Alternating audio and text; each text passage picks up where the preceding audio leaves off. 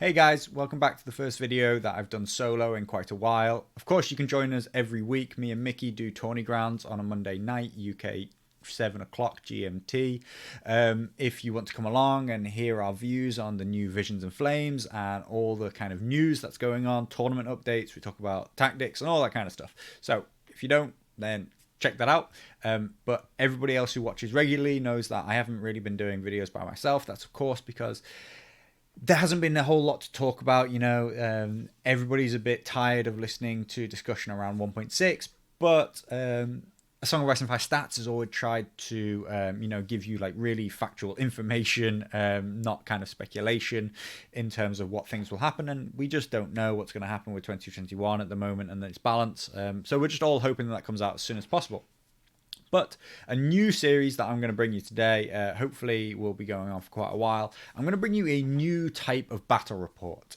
Effectively, I'm going to play through and talk through all the decisions I make during a game, whether I win, whether I lose. I'm going to tell you how I approach a game, what I'm looking at. Right from today, we'll start right from the lists that I selected for the tournament that I'm in at the moment and why, through into the lists that I see my opponent select, how that influences what commander and army list I will take into a game mode, and how I predict the game will go. I believe that this preparation work is huge and really important. Some people might say this is kind of an effect of TTS, but I don't believe it to be at all. This is the same process that I go through when I play any game, that is any game at all, most importantly at a tournament. But just every time I play, I always play under the two list format, and I do this analysis in a matter of minutes. As soon as I see a list, I start to run through this process. It will take me quite a bit longer to explain it to you, talk to you about why I believe certain things and why I pick certain things. But in my head, it all happens roughly speaking in about 20 seconds. And I try and have a gut feel for what the matchup will be. Then I can start to think more specifically, and I can probably plan out the whole first two turns of a game in the way that I think it's going to go. And once I understand all of that, I can really make an informed choice about what I'm going to play and why. And also, some people, when they're practicing for TTS tournaments and stuff like that, again, specifically TTS as opposed to tabletop here, they might play their matchup multiple times before it actually happens because they see the game, they have a whole week to play it. But personally, I'm not a fan of that at all. I think it gives you a lot of false information about the way you think the matchup will go. You'll get caught up on the specifics of what happened in that game. But what's important is the theoretical kind of overview of what the game will be. So that's what the series tries to do for you. I'm going to talk you through that process of how I come to play a game. And then I'm going to talk you through, talk over the game. I'll tell you all the important decisions that I think I made, what I was thinking at the time, and that will happen whether I win or lose. I'm going to make these predictions. We will see how accurate they end up being. I'll try and be honest with you, and I'll give you these predictions even if they turn out to be wildly wrong. And that's a huge part of the way you get better at the game. The way I analyze the game to try and be better is if I can't predict what's going to happen, then I need to get better at that skill. And so this analysis will really help me nail down what I thought was going to happen and what really did happen. So that's what's going on. The tournament that I'm going to be talking about for the next couple of weeks, if I can manage to get these videos out every week, will be my games in the Boards and Swords Bash UK only event. I will be playing this week against Jacko Hagar. I'll be playing Baratheons and he'll be playing Free Folk. We'll be playing into Clash of Kings. I'll talk now about my lists. So, Courtney Penrose, there is, I believe, it's 8 activations. Let's start there. I think that as an NCU commander, Courtney should be looking to achieve 8 activations. I've seen people run him at 7, and particularly because Courtney likes to be able to take or delay particular actions as long as possible. Oddly, mostly that happens from an offensive standpoint, but for Courtney, it happens from a defensive standpoint. It's quite an interesting subtlety. 8 is very, very important. I've never been able to make a Courtney list I was happy with at 9. But we get to 8 and we have room for some quite big heavy hitters in there. I'm running 2 units of Rose Knights, 7 points apiece.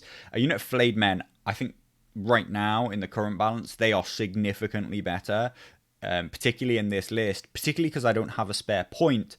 But they're significantly better than Champions of the Stag. I think Champions of the Stag are a huge trap that drawing you towards that 2+ save and good morale, but you're actually looking for something to give a bit of punch to back up the Rose Knights and the Wardens here. So I actually prefer them, even if they cost the same amount. I think I would be running Flayed Men rather than Champions of the Stag here.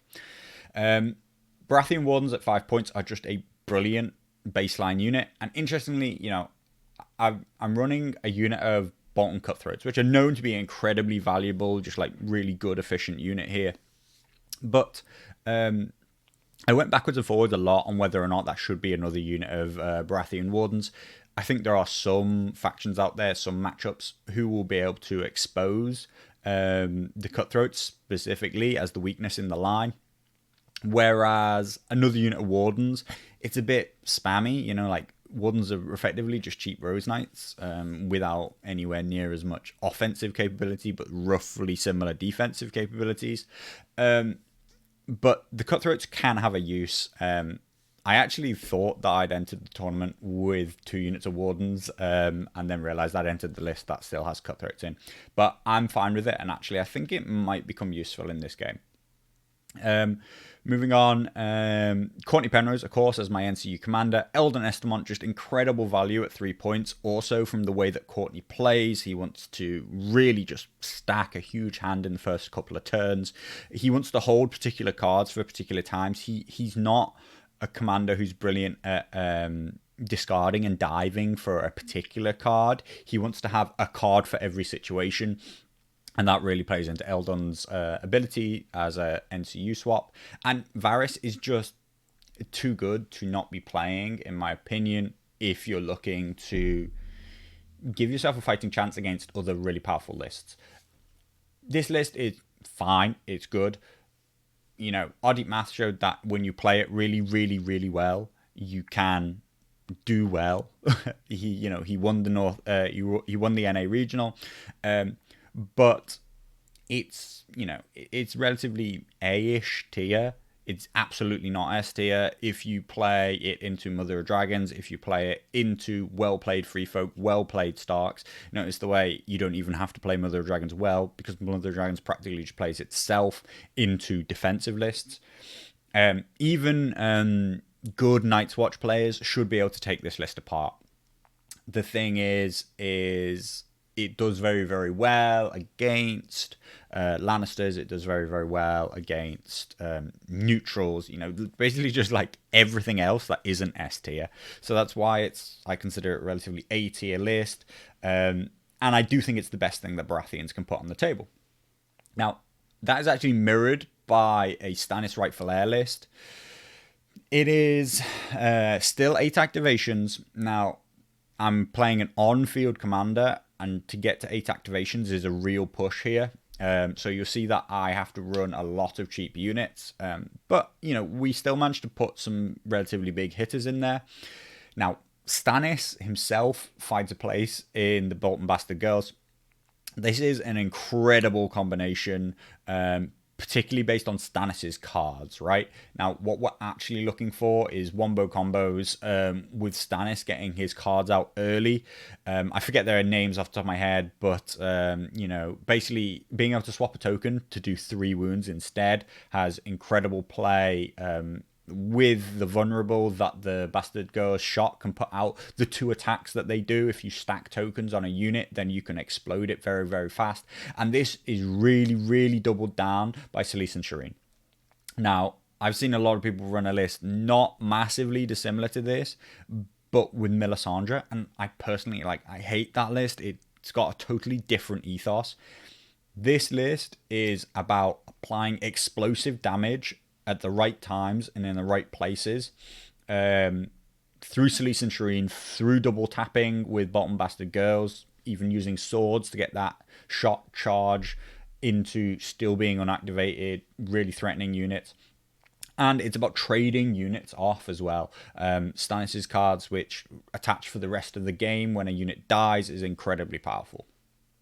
We back that up with the second unit of Bolton Bastard Girls with the Red Priestess, slightly devalued by the change to the Red Priestess to be panic or vulnerable.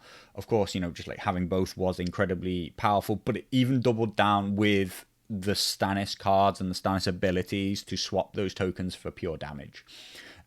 So like just putting out huge numbers of tokens is incredibly important to this list. And that first 15 points, like 19 if we include Selyse and Shireen, is the huge like weight of this list. That's where the power is. It has surprisingly large amounts of damage at range, kind of like in sort of like a poke kind of way. So actually it looks incredibly aggressive, but it can play in a frustrating way for your opponent.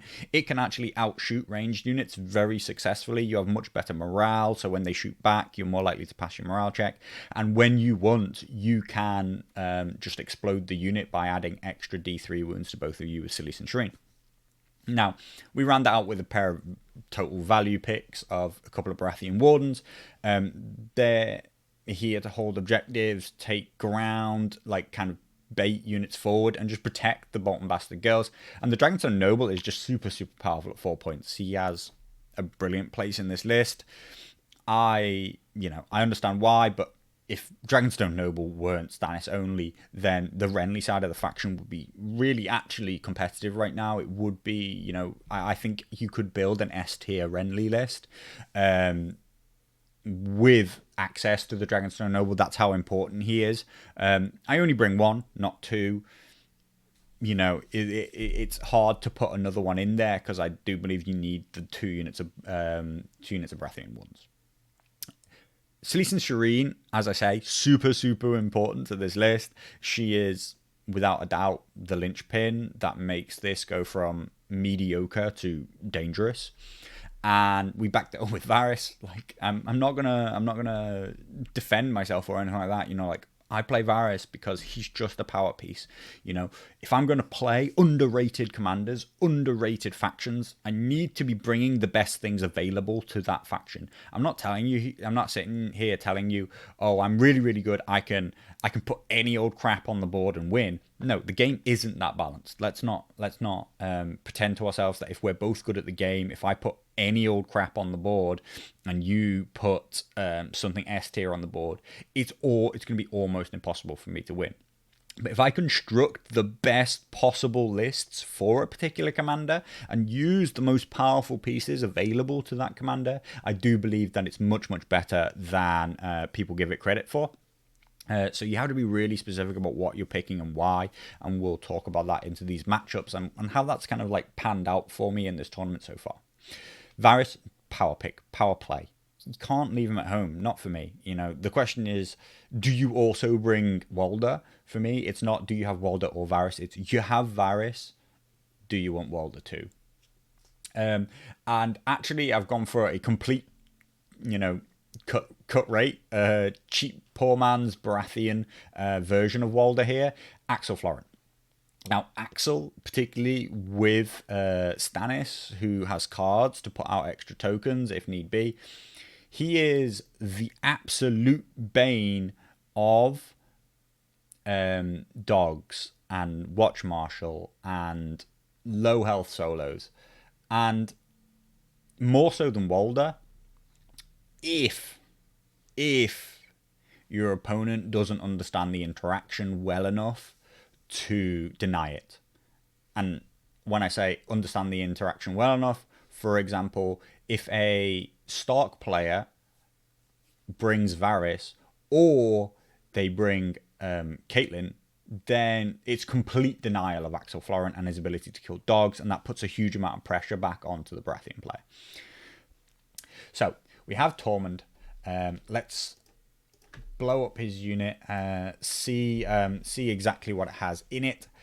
So our very first thing is I don't believe this is actually a very strong list, and I'll tell you why. I'll tell you the specifics of what I see and why. It's not just like, oh, this is weak, but you'll see that there are things in this list that I can exploit, which basically, why this list is, I don't even consider this one to be like really A tier. I think that I have advantages into this list. So the very first thing which is staring us in the face is that it's 7 activations. That for free folk is ridiculously low, but even just for any kind of competitive play is very, very low. The game is played almost exclusively at 8 activations for those who can't get higher, and then 9 for most of the factions that are competitive right now. Free folk easily 9 and above, Starks easily 9 and above. Even Night's Watch are playing nearly all the time at 9 and above, thanks to conscripts, Watch Marshal and Ghost, if they, some combination of them.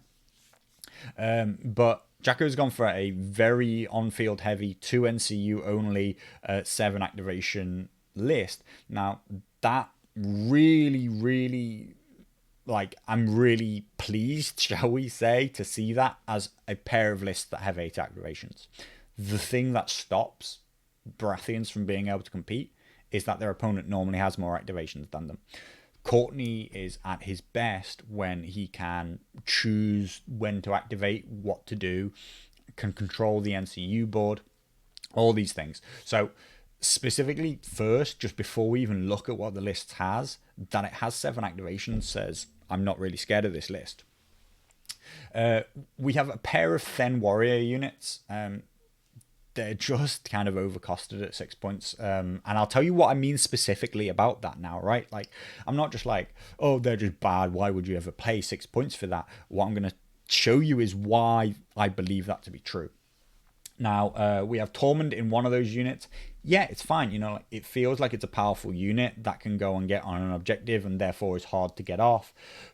The other one has a Walrus Clan Chieftain, a big investment at 2 points. Makes the unit pretty tanky, but at 8 points now, it's a really big investment. So, why do I think they're overcosted? Okay, so if we look at the Then Warriors here, 4+ to hit on an 8/5/3, a 4+ save, a 6 up morale. At 6 points, I would happily, very, very happily, put my Baratheon Wardens into this unit and believe that I'm going to win the combat. We have practically the same attack profiles. I'm a 7/5/3. You're an 8/5/3. We both hit on 4s. I have a 3+ save. You have a 4+ save. We both have a 6-ups morale. Your taunt, I don't care about. It's just a bad ability. Set defense, yeah, okay. So you'd get rid of my charge bonuses if I charge first. That's fine. Like, this fight is going to be long and painful. It's not going to be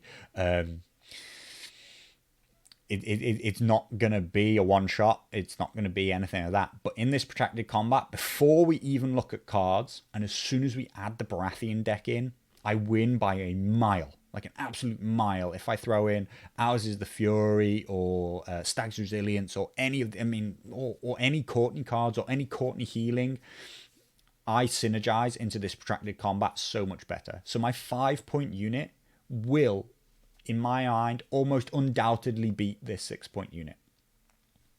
And so that's why I just think that they're overcosted. I'm not scared of this unit. I can beat it with a 5-point unit. Down here, these Then Warriors, they're a little bit more of a trouble with their Walrus Clan Chieftain. I don't think that I can beat this 8-point unit with my Baratheon Wardens. To be honest, though, I could probably stand there for long enough to waste your time, but I can't kill you. But my 7-point Rose Knights absolutely will kill this unit. At 7 points, I will be better than you. If we get into a protracted combat, every time I attack, I'll heal, I'll deal wounds, I deal auto wounds, right? So this Walrus Clan Chieftain, it's an order, it can only be used against one source of, but it only, turns unblocked hits into wounds. Whereas if I just have a source of auto wounds, such as the Rose Knight healing, I'm going to win this protracted combat. So again, this is an 8-point unit, which I believe I have a 7-point unit, which is going to outfight it. And I don't just mean like okay, I can match you up with a 7-point unit and I can be fine. Now, I will win that fight as far as I'm concerned. So, we're off to a good start because I have counters to his first couple of units. Now, I'm talking about Courtney here, of course. Over on the other side, I still have the Baratheon Wardens. I would say the Then Warriors with the Walrus Clan Chieftain. You'd have to play more specifically if you were playing Stannis here. Stannis, who is looking to just explode a unit really, really fast, but his damage doesn't come from the number of hits, as we talked about. His damage again comes from auto wounding mechanics, swapping tokens for auto wounds, and the Selyse and Shireen sacrificing your own models to do wounds. The Vicious, of course, on the bottom bastard girls at the end also plays into that. But really, again, what I'd be looking to do is I'd be looking to use my multiple units of Wardens to just tie these units up in a combat where I'm not scared to die and nobody's going to move each other. Now, we get into what is the heavy hitters of this list, the Savage Giants. At 7 points apiece, they're a big investment, and they are dangerous. You know, like let's not just say that they're not. I don't have Walder, so I can't just turn them off entirely. But very, very specifically, because I out-activate, I will almost be able to guarantee that I can be unactivated when I'm attacked. Now, I would have to have the cards, but thanks to Courtney's defensive counter, I can turn that Mighty Swing off and make it just a 1 dice that hits on a 2. If Jago understands that, then he understands that the Giants are, a real risk for him. It's not that they couldn't work, it's that there's a good chance that I'll have the cards which really, really deny him. And it does become a real sense of skill there. Actually, I don't want to deny the first giant attacks. I want to deny the giant attacks which look like they're going to kill me. I want to bait him into thinking that he's about to get a kill, and that's when I play defensive counter. What I specifically want to achieve here, if I play Courtney, I'm looking for my auto wounding mechanics. So that's the Rose Knights. That's Courtney being able to influence a unit and give extra sources of auto wounds. What I'm looking to get is Rose Knights into Savage Giants, get the Savage Giant to actually wound me. I don't want to block the first one. I want to take 4, 5, 6 wounds, and then I'm going to look to find as many sources as possible of small amounts of healing, heal back up, and use that to do automatic wounds back to the Giant. And when you understand that as 8 activations versus 7 activations, I can control the flow of when that happens. I can control the flow of when we activate. It's way, way more like this unit would be really, really dangerous to me if it was fielded in a 9 activation free folk unit. In a 9 activation army, 10 activations, I wouldn't be able to control what the Giant does, and I would be at its mercy, but it's actually at my mercy as the higher activation count here. So between that and on the Stannis side, I also have tons and tons of auto wounding mechanics. That's the perfect possible target that I could have. That plus the fact that I still have Stag's Resilience, stuff like that. Those cards really make Giants at a real risk. So I'm not scared of these Giants at all. Between the Thens, not scared of them. The Giants, not scared of them. Styre and Mance are 2 very powerful NCUs, but there's only 2 of them, so I feel like I'm winning on the NCU board too.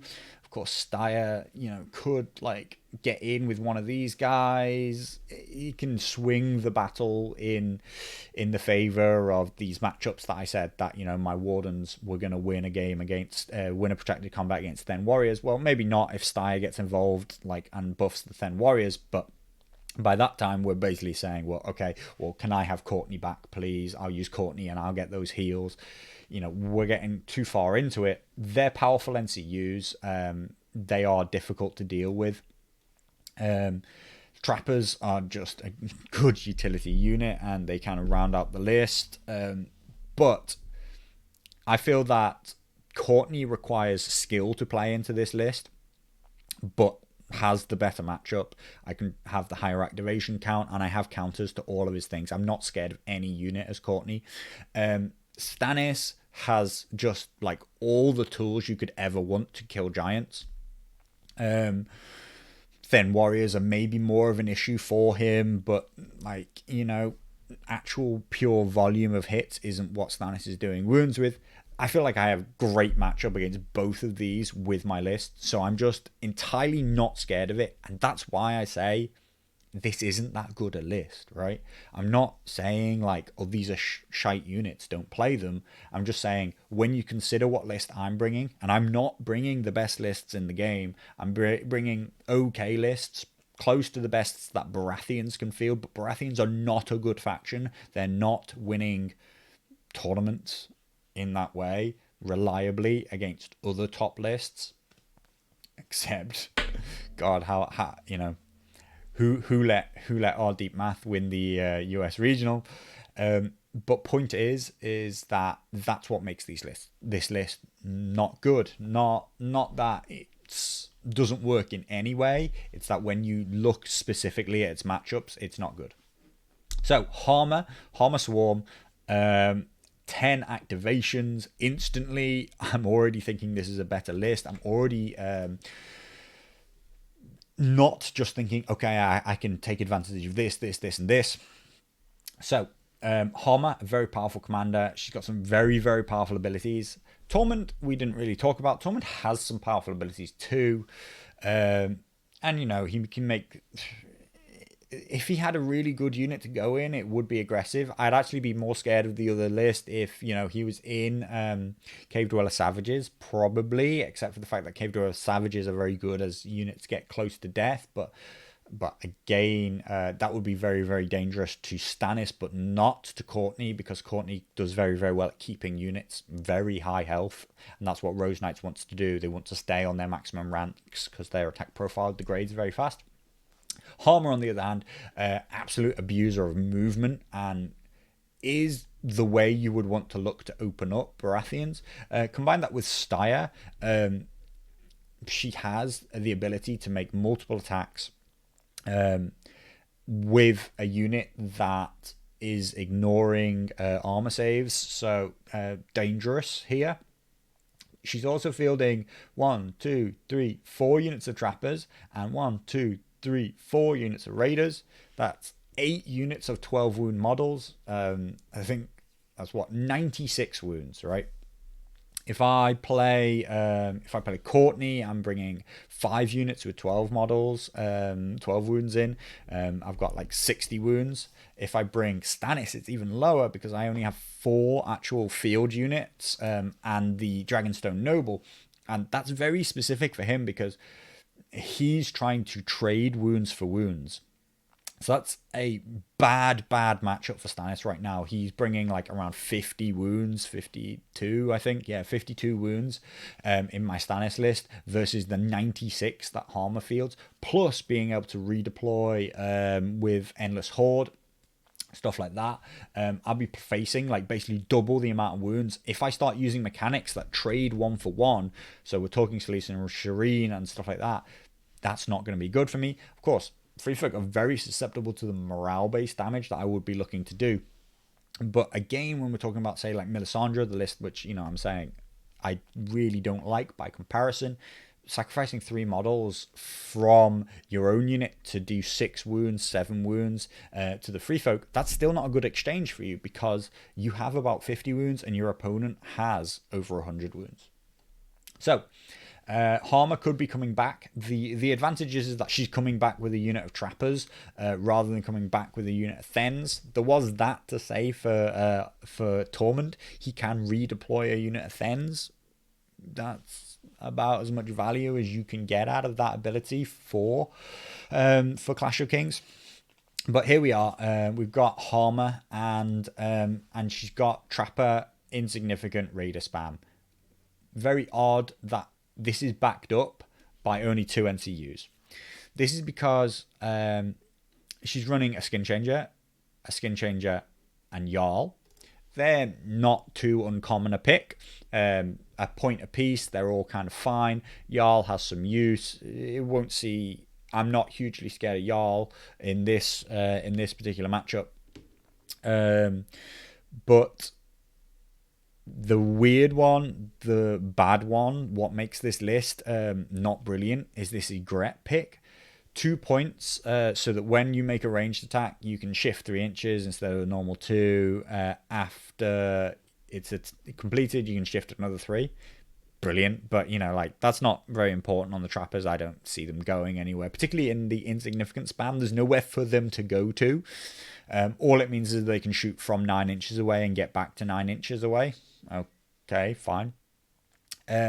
But really what she's brought for is her once per game assassinate ability, which I hate because it's a die roll anyway. It's a 3+, just like either it's very powerful and your opponent hates it, or you miss and you hate it.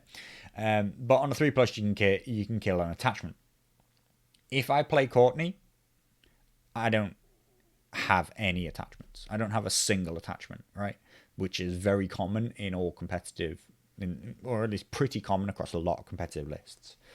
This ability will be way more powerful come the 2021 balance, when everybody has an on-field commander. There's at least a guaranteed attachment somewhere in the game. But right now, Nimble, I don't think is even worth a point. It's worth half a point. Assassinate is probably worth another 1.5 points. Being ranged, it is better than the equivalent kind of expert duelist. Though expert duelist has the option that if there's no attachments, you can kill one model, so at least that part has value. But assassinate is the large majority of what she is, and if I choose to play Courtney, you're basically playing a 39-point list, or maybe even a 38-point list into a 40-point list, so that's a big loss for you. It has more value against Stannis. There's Stannis himself plus the Red Priestess, but they're both in units which I would expect to try and stay basically 12 inches away from you anyway. I would have to work around it, but I wouldn't be hugely scared of it. So that's a big loss, I would say, for this list. It really degrades it from being insignificant spam. Free Folk is considered that's an S tier list. That's super powerful. But really, you would get rid of Regret and a Skin Changer and add in an extra NCU. That third NCU, that 11th activation would be way more impactful on the game than Regret ever is. So that's why I'm like, okay, I've got a chance in this. This could otherwise be a list which is basically something that I almost couldn't beat if it's piloted really well. It'd be like a really bad matchup for me. But I still have free reign of the tactics board. I'll be able to take 3 zones every round. He'll only be able to take 2. If he just brought a 3-point NCU, he could force one of my NCUs off the board, force the game to be played differently. But at the moment, as it is, I'll be able to take 3 activations on the board to force him to play the board before I do. No matter whether I'm going first or second, he will have to make the first play. And that's very powerful over just the pure activation count as well. So I'm able to start reacting to things that he's activated rather than having to make the first move ever. The Raiders, 4 units of. Trappers, 4 units of. The Trappers are far more frustrating. The auto-wounding mechanic can start to be painful to me. The Raiders can be dangerous to me when put with Harmer's cards. All of this list is very dangerous to Stannis. The Stannis list, outside of, it has, it's got the Dragonstone Noble and it's got the 2 units of Wardens, but they're just ground takers, holders, and, kind of filler. The power of the list comes in the Bolton Bastard Girls, and all of these units, particularly with Harmer being able to close the distance, forced march, stuff like that, swift advance, are very dangerous to Bolton Bastard Girls, and that is the powerhouse of my list. So I think that Stannis has a terrible matchup into this game. So what about Courtney? Courtney, he can't play all of his tricks. He doesn't have as much control over it. because he doesn't out activate the list. And my saving grace is that I can ignore regret, so I'm a few points up. I have 3 NCUs, so that part's fine. And what I would actually be looking to do into this game specifically is I would just be looking to lose victory points in the first few rounds to kill as much as I can, and then the game will start to get easier as it goes on. I'd look to just kind of start taking units of trappers and raiders off. Specifically, I would probably not try to kill Harmer because she can redeploy. I don't score any points for killing her, so I'd be looking to weaken Harmer, engage her, and make sure she's not scoring 2 VPs a turn. But I'd happily give up ground. I'd happily give up the objectives if that brought Jacko onto them, and then I engaged him. So, we go back to the total kind of matchup that we have here. We have Tormund, which he could play, I think, unless he's tempted by seeing the Fens as this way to redeploy units. Now, Savage Giants, they're actually very powerful in terms of controlling objectives and denying objectives. You have 6 ranks there. He could play this list very, very well and do okay with it. But he has to play it better than me. Like, the inherent matchup is in my favor. I have counters to all of his units. I'm not scared of him for a whole range of reasons. He would have to outplay me with this list. Harmer, I believe that it's a much fairer, even fight. If anything, it leans in his advantage, except for the 2 NCUs, which I just think is a bad choice. I'm much more scared of Harmer. If he picks Tormund, I don't care which list I pick, I have counters. So what I'm choosing is the assumption that he's going to go for Harmer, because that's my worst matchup here. If he picks Tormund, I think I've already won the game no matter who I pick. If he picks Harmer, I do not want to be Stannis. I don't have enough wounds. I don't want to get into a trading match where he just starts redeploying. And so, specifically, I will be picking Courtney for that reason. Courtney has a real chance into Harmer. I do believe that I have to effectively outplay him. I have to get in there and start to kill units early and ignore the VPs, not get panicked about what the score is. Deny whenever possible, but I'm not necessarily desperate to score VPs myself because I need to get back to an activation parity and just start to dominate the game in the later half, not try and dominate every phase of the game. Specifically, I'm not scared of Jarl, and actually I want to bait him into deploying Jarl really early, and I will look to use my my flayed men to counter Jarl as quickly as possible. He can't redeploy, even with Endless Horde, he doesn't compact with Jarl. It's just redeploying at the back. So, if anything, one of the best things I can do is get him to deploy Jarl on the first turn, leaving a big gap behind myself. It looks like he's, going to slow me down, but that's fine. I'll just go and kill Jarl, not overly advance into the battle, get one unit out the way, and then engage the rest of his army. Just start to pick him apart unit by unit, which he shouldn't be able to do against me, because as soon as he starts to pick one unit apart, I will just focus tons and tons of Courtney-based healing, and revenge mechanics upon my units. If he attacks into me, if we can get it to a point where he's starting to attack into me, the Baratheon deck will just kick in and go into absolute overdrive. Everything will be a risk for him if I can get him to engage in melee. The biggest risk is that he really starts to go big. What I need to shut down is Styre onto units of trappers that are shooting at range, and they're just pulling units off, pulling models off the board. But I'm not in a position to make melee attacks and heal with Rose Knights. I'm not in a position to start the turn engaged and use Stag's Resilience. And that's where Varys comes in. Styre's a huge problem for me, and I just need to negate Styre's influence. That will be the golden rule and the use of Varys 4 times this game. Unless there's a zone which I desperately need to stop for a particular reason, Varys will target Styr probably on turns 2, 3, 4, and 5. If it goes that far, if I think that I can finish the game off with like a really big turn 3 and turn 4, I might throw two tokens at that round and try and block Val as well. Of course, Val, if I block her zone, she's completely stopped. But without Varys, I would be very scared into this matchup.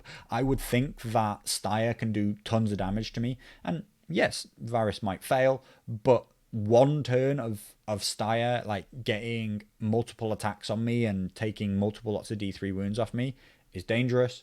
2 turns, 3 turns, him doing it every round is when it would really start to add up. And as long as I can stop some of them, I'll be absolutely fine.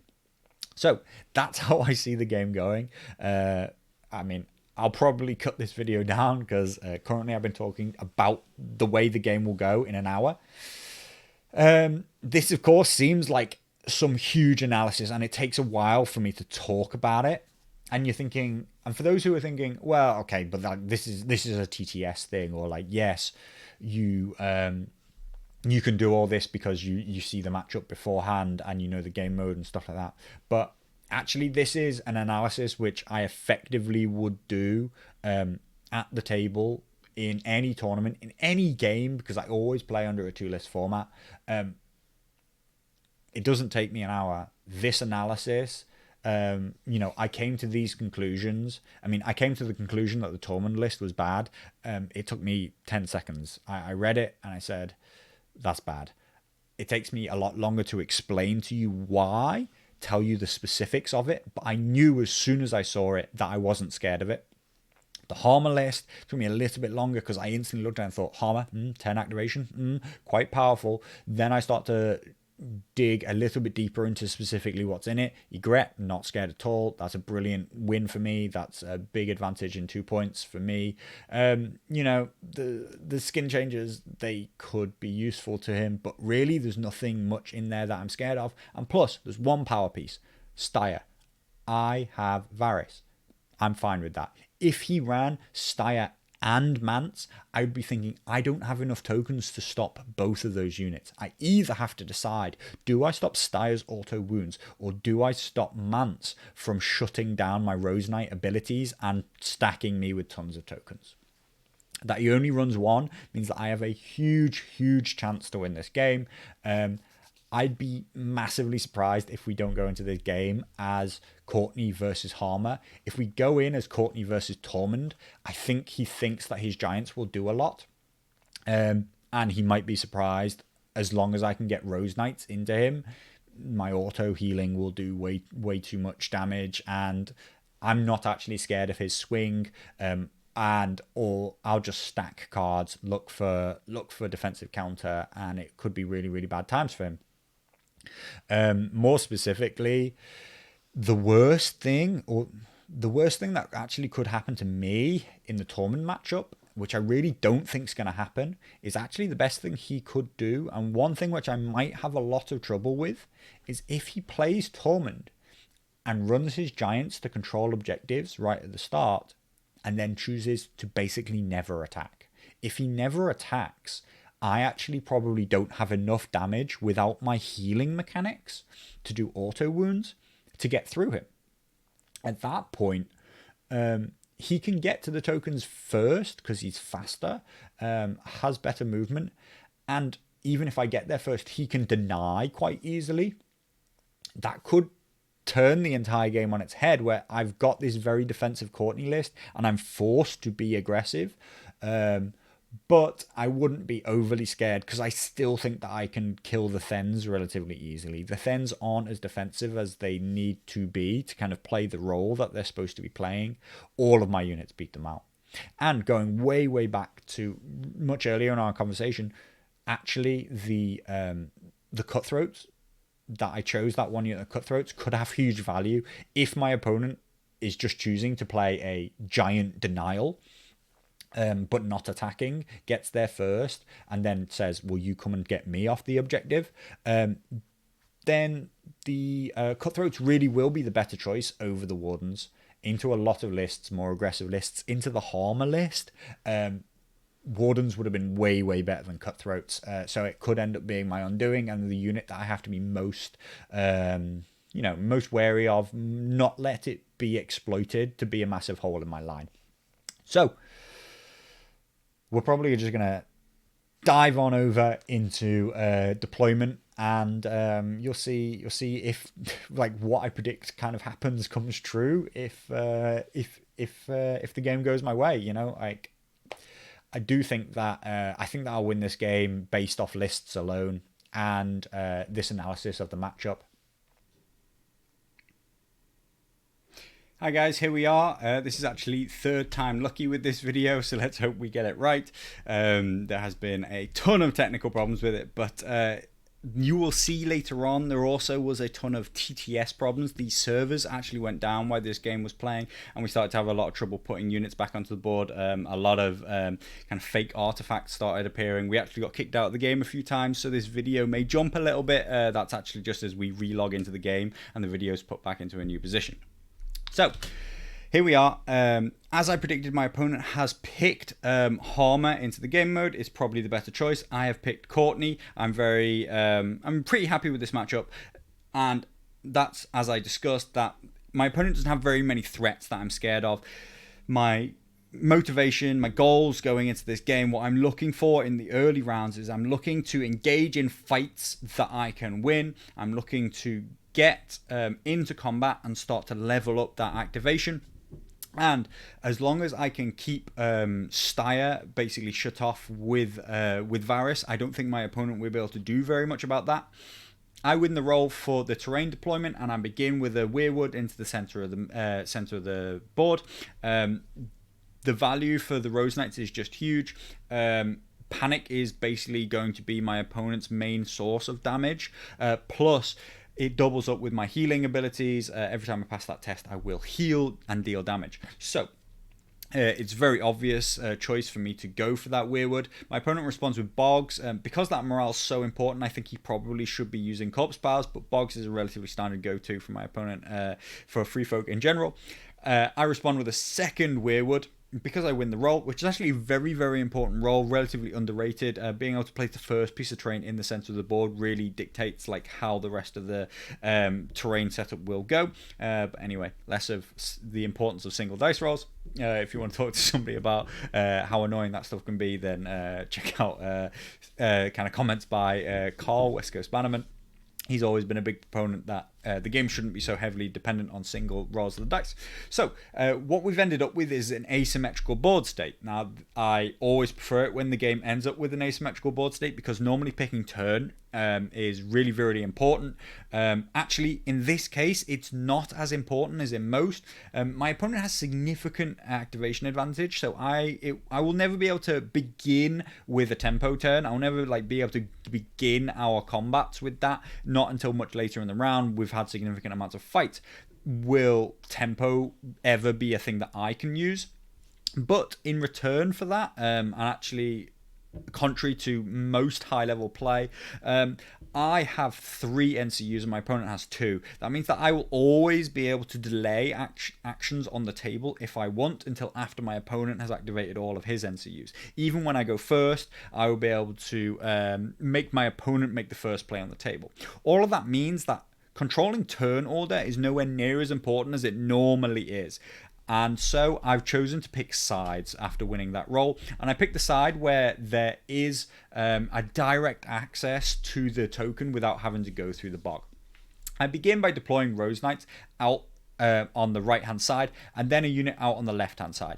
My opponent has quite a spam-based list. He has 4 units of Trappers, one of which has Yarlin, and 4 units of Raiders. I'm not looking for any specific matchups, is why I'm also willing to deploy my unit first. I already know that I'm going to put my 2 Rose Knights out on the flanks, and then I follow that up with Wardens in the center. The Wardens need some support, but the Rose Knights can be fielded entirely by themselves, and particularly against this free folk army, I can be pretty confident that they can fight their way against significant amounts of units, even if they're surrounded, even if they've got enemies in the flank.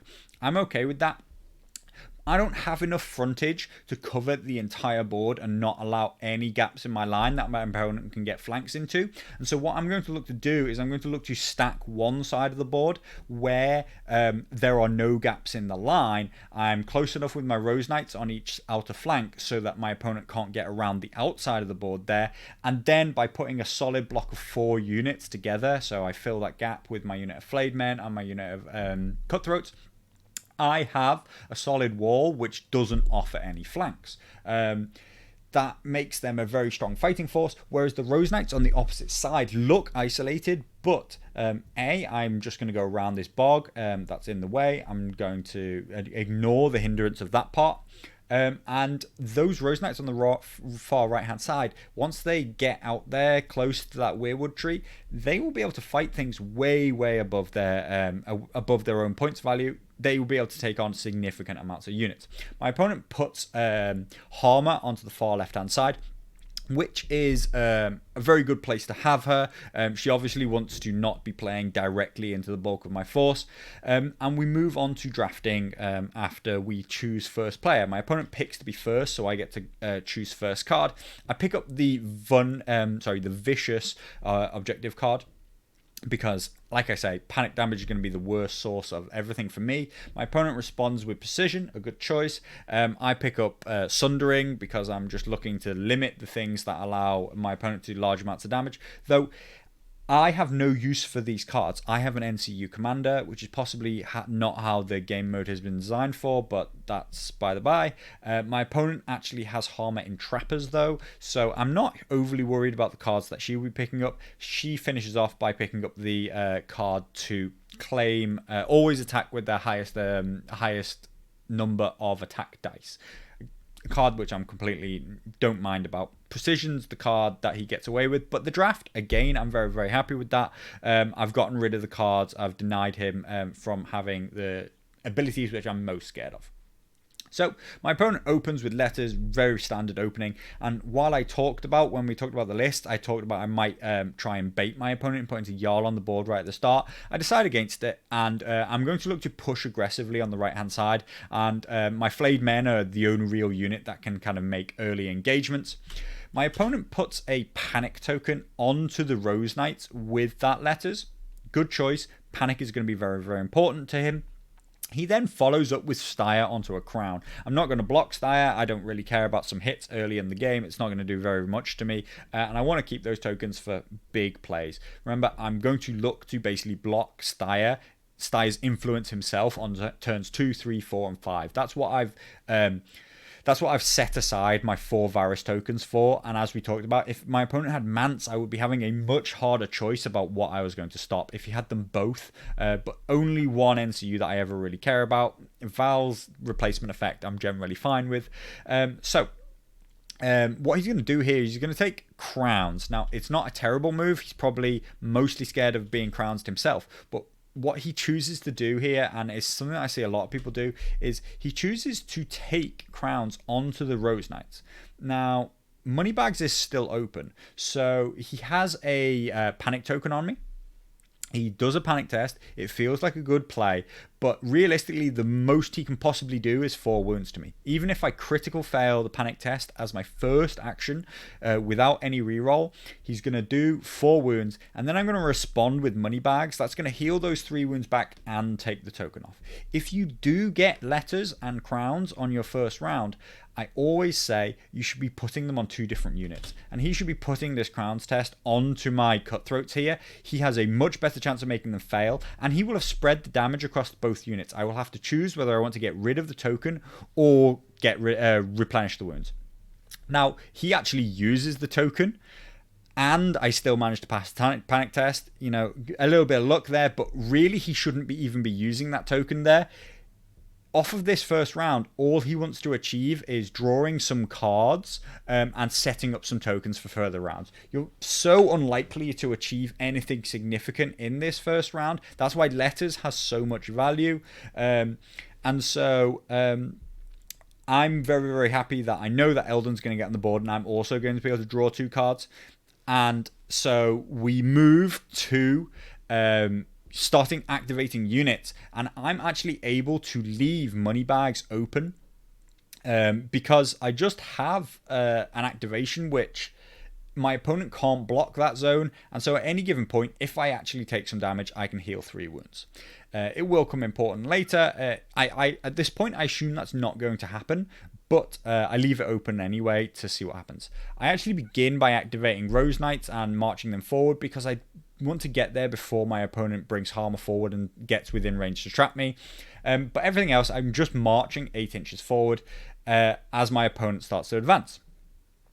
I'm very confident with the Rose Knight positioning. They go first. They're never going to get exposed and outpositioned. I choose to hold the Cutthroats back rather than going their full 10. Again, they're the weakness in my list. They're the unit that are most able to be exposed. And my opponent just comes forward, starts to put his bears out slightly ahead here. That's their main use, to be blocking tools to where my opponent would be able to, where I would be able to charge. If he can use them to just block charges, that's their best effect. Now, here my opponent makes what is a small, but when we start to play at a high level, subtly bad move in terms of the order of activations. I still have Varys left to activate, and I still have the Flayed Men. My opponent has 3 units of Raiders, and that he activates a unit of Raiders which is directly opposite the 1 unit which I can still activate, shows that he doesn't have a full appreciation for how to utilize his activation advantage. He wants to be activating the units that are completely dead up in the top right, to which I can't respond to. Then I have to place my Flayed Men. I have to guess where he's going to go with his units. Now, it's relatively obvious that he's going to move forward, but I have to decide how far I'm going to go with my Flayed Men, what position I'm going to be in, without knowledge of how far my opponent's going to go. Instead, he pushes forward, and what he actually does is he puts himself in a position which, yes, it's a long charge with my Flayed Men, but he gives me a charge option. And there is almost nothing on the board which he can do to respond to it that will be bad for me. On top of that, I will get trapped by these trappers, but I can even heal it with money bags. That's why this money bags play has become important. If my opponent hadn't just left the panic token on the Rose Knights, I actually probably would have preferred to get rid of the Rose Knights panic token rather than taking on this 5+ charge. But in this situation, I see almost no reason to not take this charge on. There's almost nothing that can go wrong for me here. And so I look to take on this charge. It's a 5+ to make it, but I fail. I get trapped. I take 3 wounds. I end up here, and I'm going to take a +1 morale test from the from the Weirwood.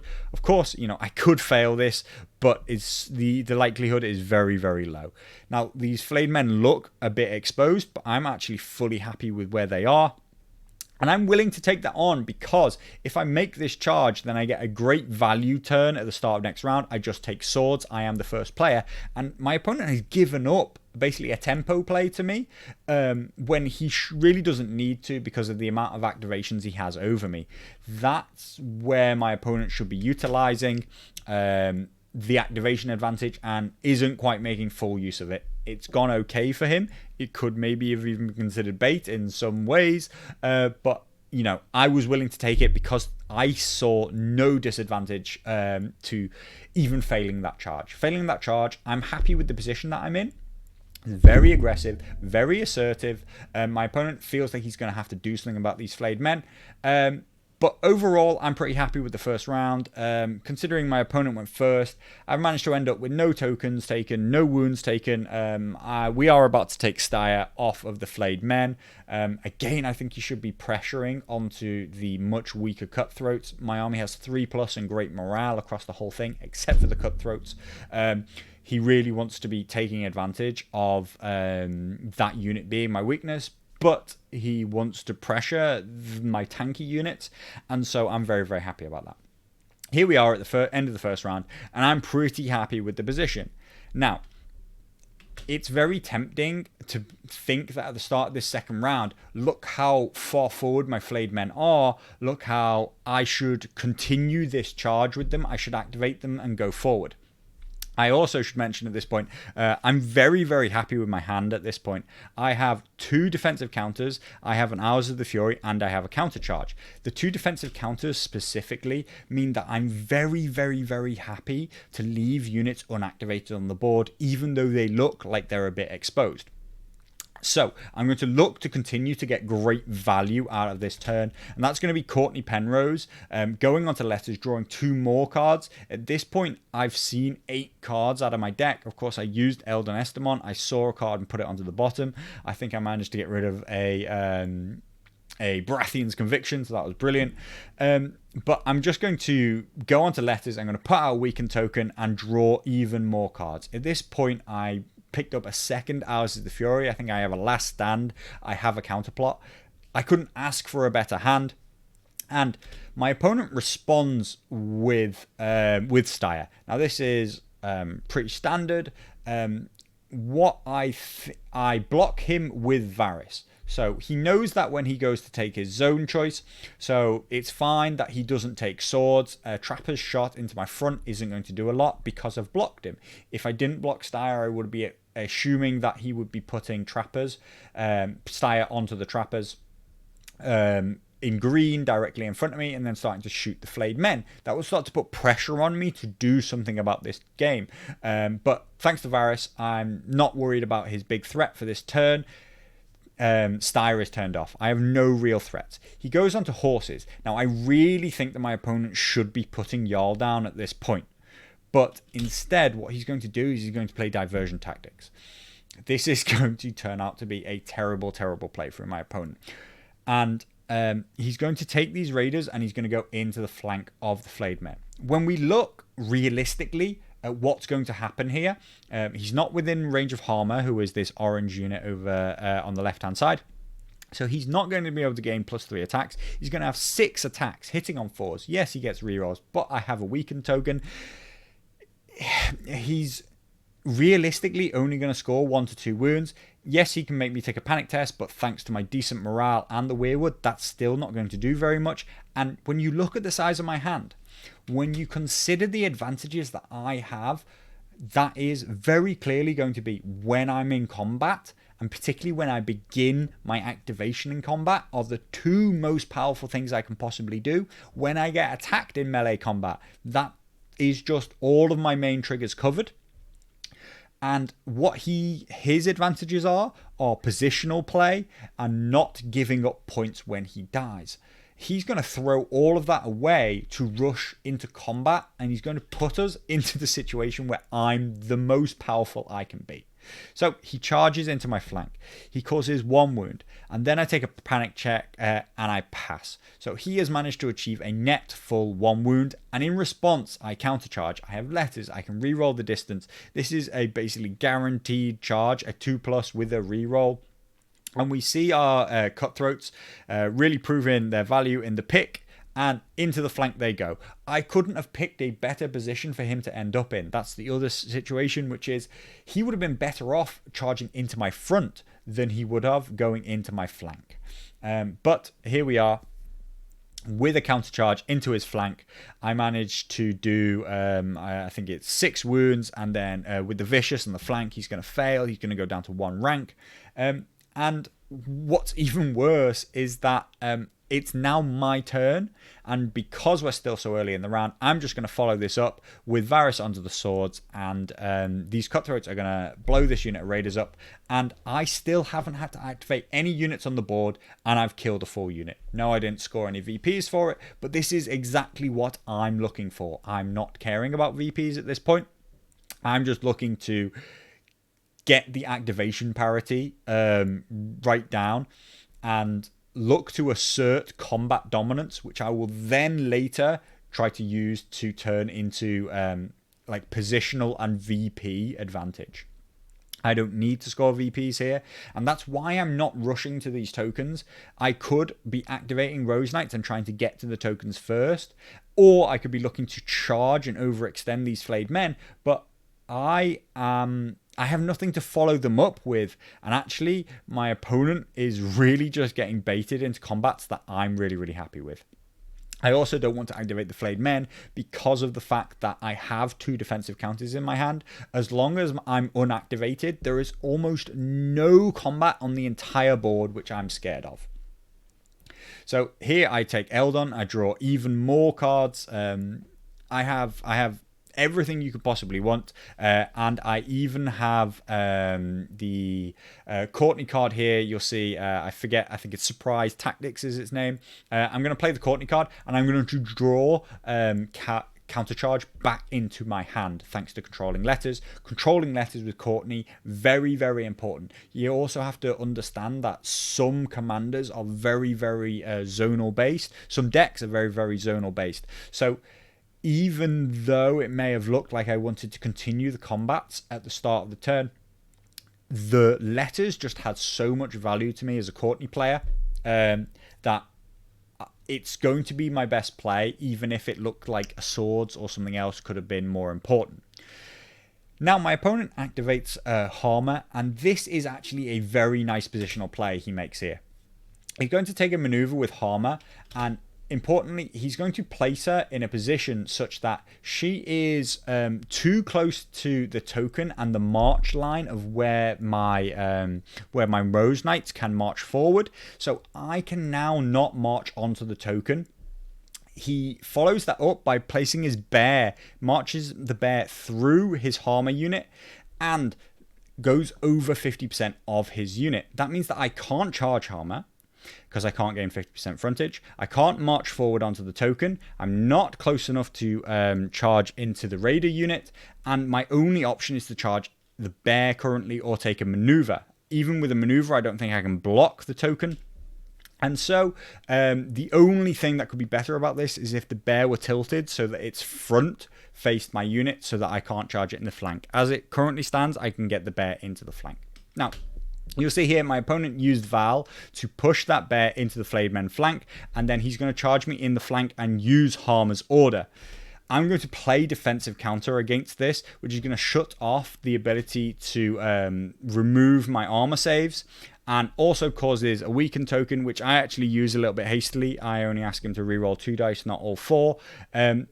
But I know that I'm actually going to countercharge off of this, and I probably should keep that weakened token because it's going to be quite important for the Wardens. Whereas 2 hits on a 2+ with no abilities, no vicious, nothing else, and I actually I take 1 wound from the bear. I end up resulting passing the panic check, and then I make a countercharge.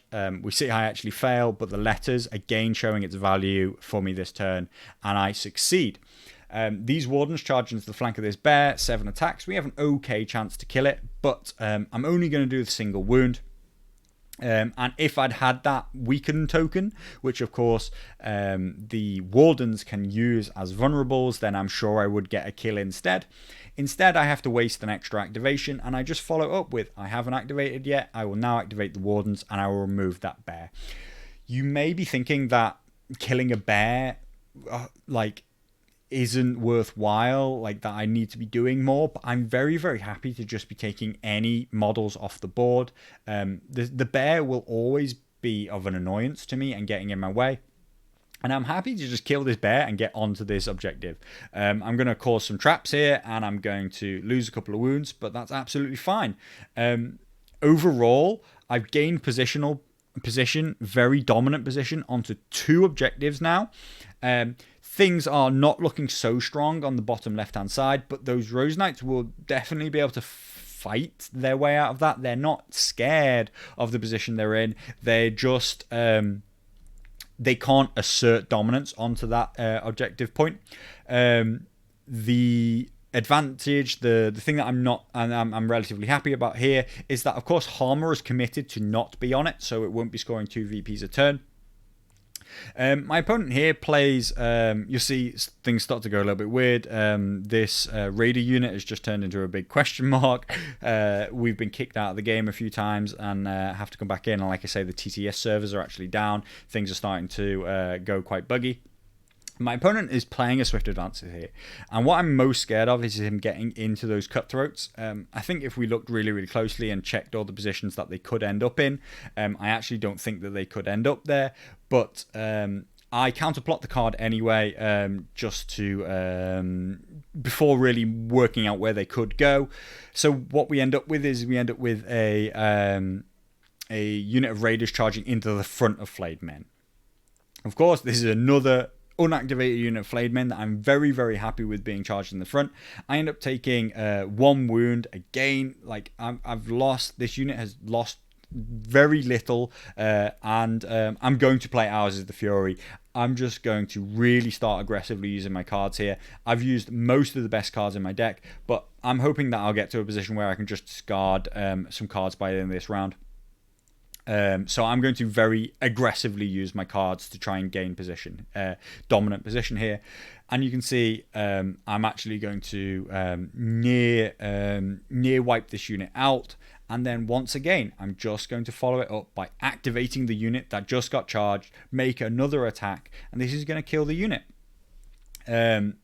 This is basically not really luck going on here. This has to be expected when raiders charge into units as powerful as flayed men or rose knights, right?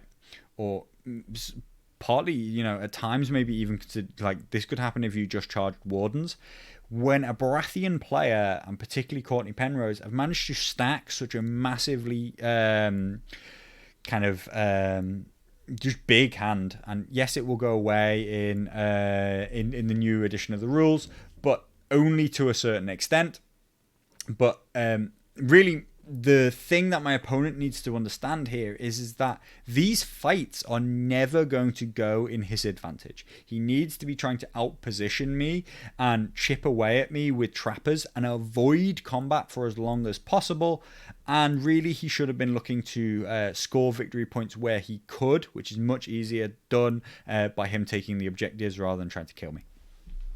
So with nothing better to do, my Rose Knights here, they're going to charge into this bear, hit it in the flank. My opponent's going to choose to trap me, which again is a small minor mistake. He's going to do 1 wound to me, but all that's going to do is enable my Rose Knights to heal and deal a wound when they first make their attack.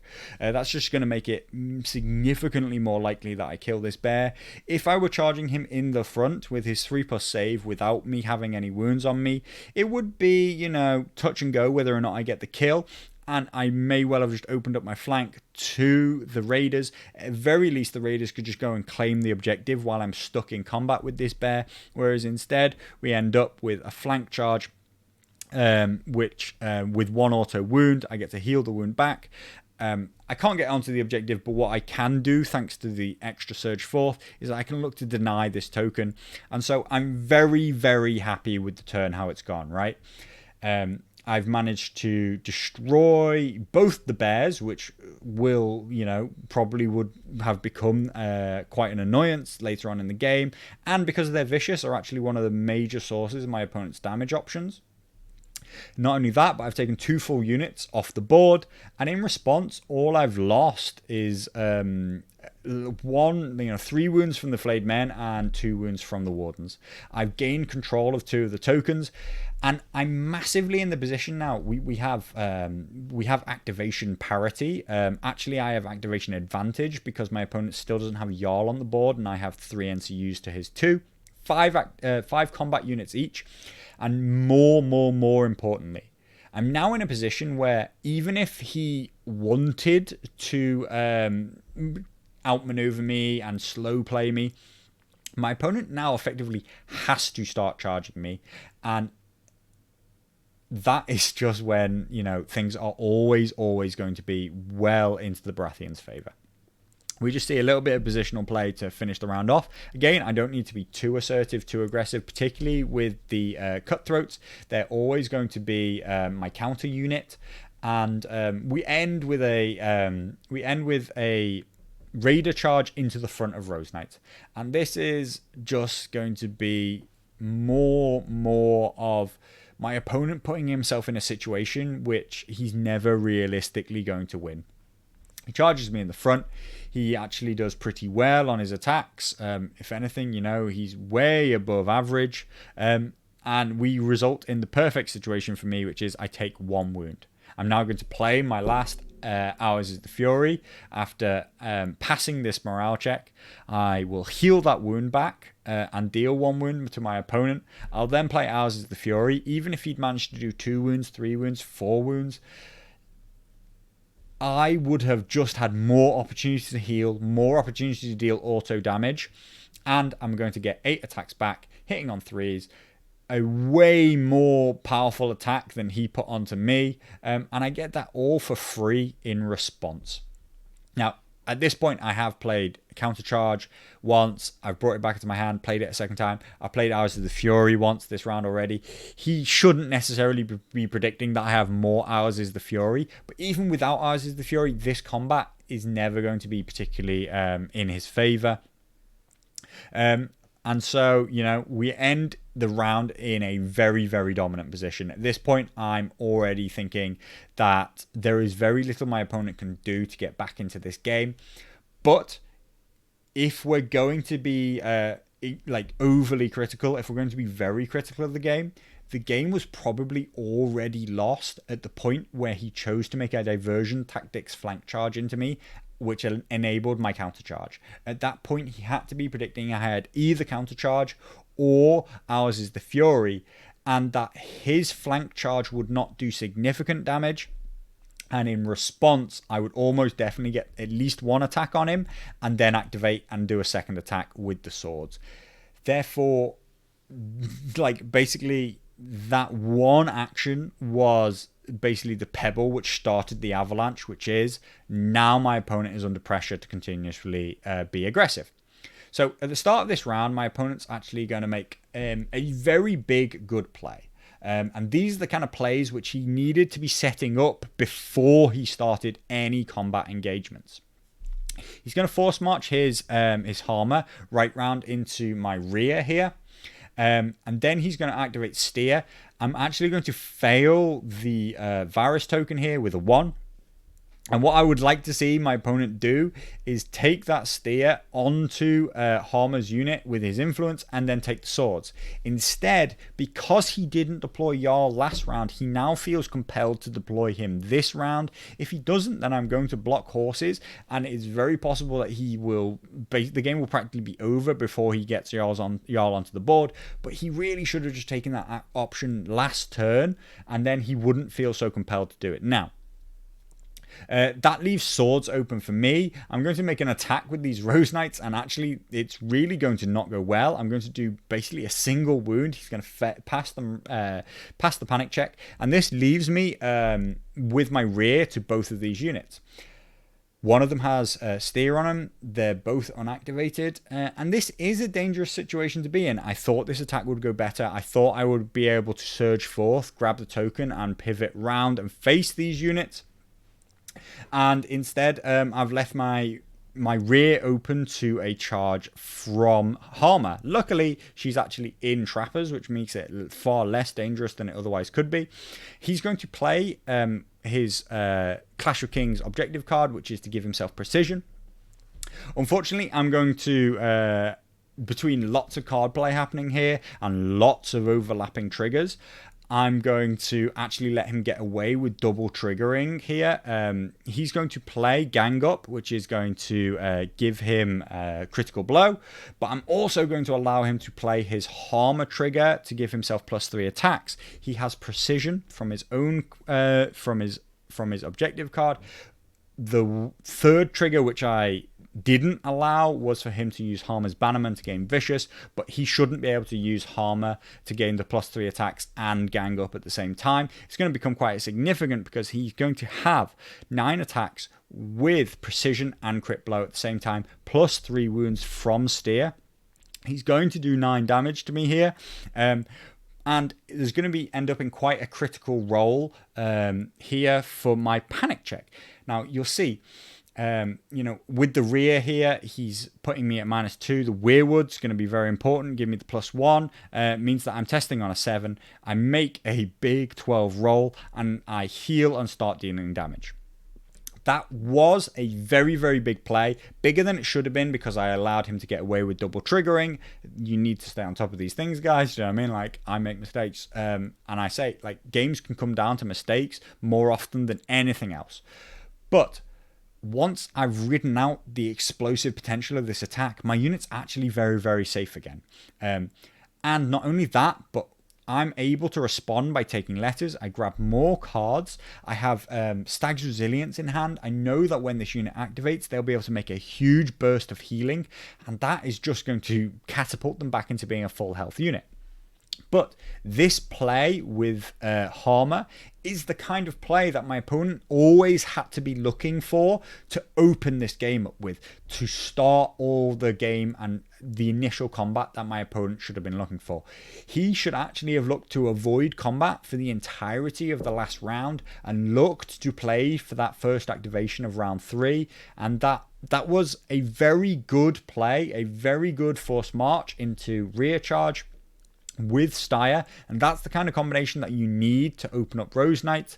The only problem that he has is that it still has a certain amount of luck dependent on it, and between the effect of having the Weirwood versus the rear charge, actually 7+, I had decent odds of passing that morale, and he was never going to do 12 wounds without me failing the morale. So it's it's a tough situation for him to be in, but it's the kind of play that he needs to be making consistently to try and open up Rose Knights. So if you're struggling with Rose Knights, you need to stop looking for small sources of damage and look for one really big play to open them up and abuse their slow movement and their relatively low damage output for their points cost and their slow speed.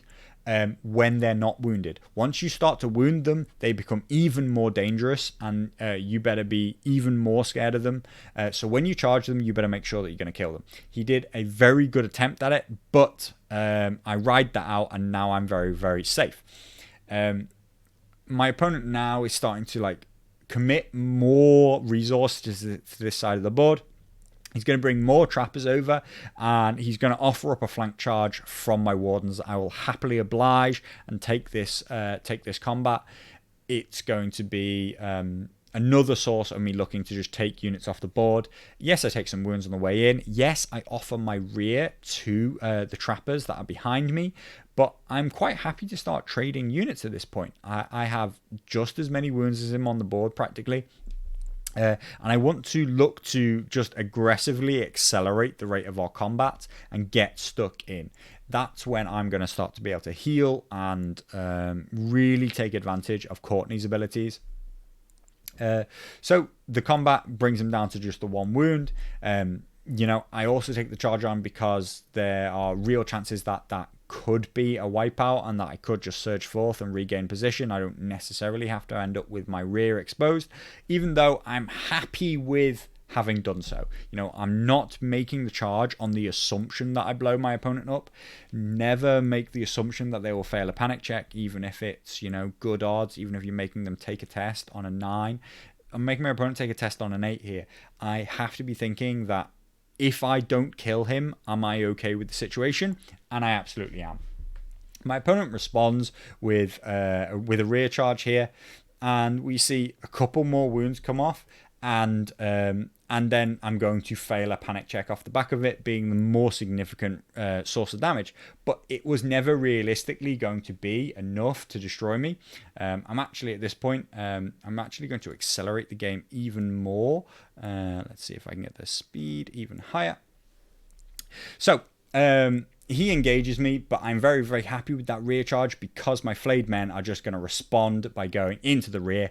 And these kind of trades are just in my favor. I just want there to be more and more combat. And I've got a very dominant position. With 8 dice into the rear, and almost no armor, panic token plus a panic test, we see he actually passes it, but the panic token causes a reroll of everything, and there's 4 more wounds. you'll see, I was happy to trade that rear charge of his trappers, which did, what was it? I think it was 5 wounds to my wardens. In response, I get a rear charge onto him and do 10 wounds. He's going to use Jarl to shoot into the rear of my Rose Knights, and that may look dangerous, but when you math it out, the chances of him doing a high number of wounds is very, very low. It's very much dependent on that morale check, which is on a 7, even into the rear. I'm still favored to pass that, and you see what actually happens is I take about 1 wound from the attack. I then take a morale test and heal. That allows me to deal 1 wound to the raiders in front of me. Then I activate in response. I use Stag's Resilience. I heal 4 wounds. I put all of those wounds onto the raiders from having letters. Again, mega important that my opponent has allowed me to take letters 2 rounds in a row here. It's not just the cards that I get, it's that it empowers my Baratheon deck and my Courtney cards to a very large degree. I then put an attack onto Harmer. Normally, in most game modes, I would look to kill Harmer in my rear way before I look to kill the raiders, but because she can redeploy from Clash of Kings, I actually don't want to kill her here. I'm very happy for her to stay on the table. My opponent starts to make desperation charges here. He looks for a very long bomb charge with his raiders into the flank of my flayed men. He's looking for a 6. He fails, and my cutthroats here are going to make a counter charge into the flank. The cutthroats are going to show why they desperately shouldn't have been 5 points, which is thanks to a perfect set of 8 hits, a complete set of failures from my opponent in terms of armor saves on a 6, and then a 3 on that vicious flank panic check, and my opponent's just going to explode 12 wounds right off the bat. So, end of the next round. My opponent's going to take some more wounds from Styre coming off of Harmer here. Not enough to kill him, of course. It's actually going to be the very perfect situation that I want Harmer to be in, which is she has almost no wounds, she has no damage, she's not aggressive, but she's not off of the board and can't be redeployed. We move into the 4th round, and I'm going to go first. I could definitely shift to looking to playing objectives now. I'm in a very dominant position. I only picked up 1 VP this round because I gave up the center token to go in with the Wardens, but I was happy to push the pace of our combat here. I don't want my opponent to have opportunities to cycle through their deck, start to look for Endless Horde, redeploy units, start to utilize Harmer, redeploying Harmer, getting back into this game. That's why I want to push the pace of the game. At this point, I could, like I say, sit back and look to start to use my on-field advantage to turn into a combat advantage, to turn into a VP advantage, just gain control of these objectives and play the game slow.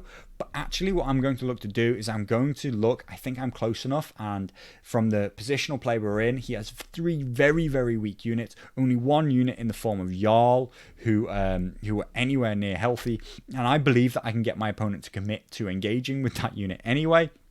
So I'm going to look to kill him this round. That's what I'm going to stretch for, which is going to require a bit of luck. I think I'm in a position where I don't have to overextend to do so.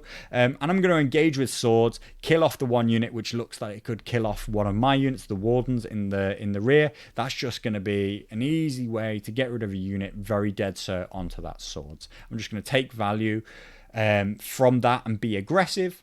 If I weren't looking for that and I were looking for higher value plays, once again, I would just be putting Courtney onto letters, using a heal, gaining cards, putting out tokens. But I'm going to go out on a limb here and think I can get the win this round. So I'm going to take the less consistent but slightly more oppressive plays and really take away any opportunity my opponent has from getting back into the game by really taking the game away from him. Understanding when you need to push the game and when you need to be defensive is very, very important. And I've seen lots of people throw away very, very strong positions either by playing too slowly or by playing too aggressively. My opponent responds by taking Styre. I fail to block Styre once again, and he puts him onto Jarl, and he's going to replace that with a charge into my rear. it is once again, it's trappers. Even with that order, he's going to do very few hits. He picks up 1 wound from Styre, 3 hits from the trappers themselves. That converts into a total of 3 wounds to me. And again, looking, getting pretty good luck at this point with these morale tests. But again, I passed this morale. It's on a 7 though. At any given time, you have to think that it's favored to me. And at this point, I'm thinking I'm definitely in a position that I can kill my opponent. All I have to do is chase off this Jarl's unit, make a big attack. I've currently taken a few wounds, which is the perfect situation that I want to be in. And I'm going to look to heal up these wardens so that they have a good chance to kill off this one trapper. This trapper is in response, actually going to use Val to run away. And at this point, there is very little that I'm scared of. I think that my opponent probably should have followed up with an activation of Jarl with some attacks, maybe. But he's probably realizing that doesn't have the power to kill my Rose Knights, and the more he damages them, the more he actually just gives me the ability to heal and accelerate the rate at which I kill him. So he plays, if he's looking to survive the turn, looking to still consider ways to win the game, retreating these trappers is definitely one of his best options. I heal with Courtney early in the round, bringing me up to 4 wounds, which means that I'm not scared of making this charge, even though I get trapped and take 3 wounds. And I actually managed to hit a relatively big 5. I think I need to make that charge. But actually, I'm mostly just looking to put myself in a position where I can get out of the way of the flayed men so that they can position over me. But I make that charge, but actually, surprisingly, I do no wounds. In response, these trappers try and attack me, and they do no wounds. I think that maybe really, my opponent could have been looking to just retreat again and survive the round. And here is where I've weakened this unit with the Crowns test earlier in the round, and I'm now just going to finally turn around with these Rose Knights, and I'm just going to blow Jarl's Trapper unit off the board. Again, a bit of luck. There was no guarantees that I could finish this round off, and it's going to come down in the end to whether or not I can make a 4+ charge with these flayed men. I managed to get that 4 precisely, and that's going to be the end of this game with me getting the crushing victory. I actually missed the 2 VPs that I scored for destroying Harmer, so it was actually 5-0 at this point. But we default to the crushing victory because I wiped my opponent out. So there we are, end of our video, and basically, did the game go exactly as I predicted? No, I did think it would have been closer. My opponent really walked into the most powerful parts of the Baratheon deck, the most powerful parts of my Courtney plays, and I managed to get a very, very strong opening hand. I think that when we see it play out, it was actually a more favourable matchup in my mind than I had in my mind. When we see that Styre and Trappers and Raiders alone have very, very little chance of destroying the Rose Knights in one go, you realize that I'm always going to get huge efficiency out of those units. But really, my opponent can play the matchup in a very different way. He can, of course, play much, much slower, look to avoid me for a much longer time. And if he can start to use positional play to his advantage, use bear blocking, use his activation advantage, and just pick me apart with trappers while avoiding combat and denying combat through careful positioning of units for as long as possible, then he can take away the strongest parts of my combat. He can take away my trigger of beginning a turn engaged with a unit. He can take away, he should really be looking to make combat charges. When he does charge, he should be looking to make sure that I can't countercharge. And he's just going to have to ride out Ours is the Fury, really. Unfortunately, that's always going to be a powerful card into this matchup for me. And things were very, very easy for me because I managed to get 2 of them very early. But That is a large part because I'm able to play Eldon Estamont at will. Eldon is probably a much undercosted NCU at only 3 points, but in a 3 NCU versus 2 NCU, I'm always going to get Eldon onto the board. I'm always going to draw more cards, and my opponent isn't playing as big and aggressive tactics board plays as I am. So that's the game, and hopefully there was some insights there. The way I see the game and the way that pans out. I think that, this is... Free Folk specifically are a very, very tough faction to play. Free Folk into Baratheons is a very, very specific and tough matchup to play. But if the Free Folk have a very... very good concept of what they're trying to achieve in the game, a very denial style, then actually the favor is with the Free Folk into this matchup. As soon as my opponent doesn't have that very specific mindset and thinks that they're going to fight me, thinks that they're going to win in combat, I am massively, massively in advantage and in the driving seat with Baratheons. I'm just a much, much better toe-to-toe fighter. Lists can specifically change that, but into a Renly side Rose Knight, Courtney Penrose list, there are very few things that are better toe-to-toe fighting. So I think that really that mindset is what needs to change if you're going to push to see factions in a different way. And Free Folk are the most important, that you need to understand your matchup, understand your advantages, and understand the game mode, because you shouldn't be looking to fight, particularly with an insignificant spam list. Hope you enjoyed today's video. Next week, in the next few days, I'm 99% sure that I'll be getting paired up into a Lannister player, Elite Teddy of all players, so we're getting to the business end of this tournament. We're starting to see players. There's 3 players who are undefeated, myself, Elite Teddy, and a Stark player. I was actually really hoping to play into the Stark player because I wanted to talk specifically about his list, and more importantly, we're playing into the new Fire and Blood.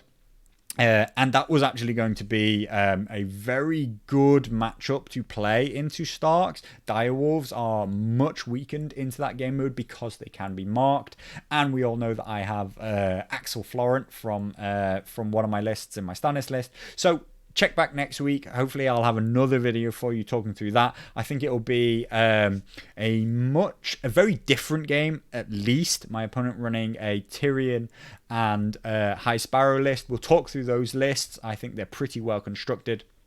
And we'll see what I see there. And it's going to be a very, very different game mode. Going to be much more even in our abilities on the table to fight each other. We're also bringing very powerful NCU setups in both lists, so it's going to be a much more like a mirror matchup rather than such an asymmetrical matchup that we saw here today. We'll see how I approach that and what I see and where that one goes.